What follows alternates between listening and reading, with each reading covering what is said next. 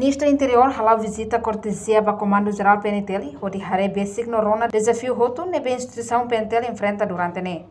Foi no encontro com o comandante geral no segundo comandante geral, no membro PNTL Sira, e a Comando Geral PNTL, que colidili sexta-feira Lourenço Nulo Resinhat Fulan Júlio Tinane. Ministro do Interior Francisco Guterres hateten, governo pronto hadia prestação serviço PNTL halau atividade no atendimento dia e a comunidade nhalet. Além de ne, nemos susuba Polícia Nacional Timor-Leste, cria mecanismo atau força no cria paz e Timor-Leste larang, liu e hadili. O governo completamente pela hadia essa infraestrutura, pelo tal equipamentos não mostra o transporte espacial.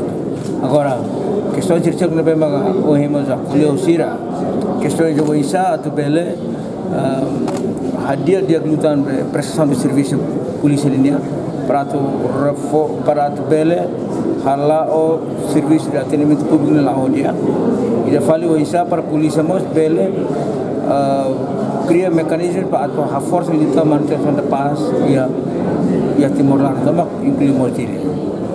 Ministro do Interior nos promete para PNTL e a Tina de Honduras no Loresinhat se o lançamento para quartel-geral PNTL. Mecanismo no processo roto se remata a Tina de Honduras no Loresinhat. Marca presença e encontro ne. Mas comandante-geral PNTL, segundo comandante-geral, comandante município Sira, no membro PNTL Rotu. Reportagem Melania Conceição, Televisão Timor-Post. Janela Informação, bem Rotu. Atual informação atual dia Clio, que tahaluha.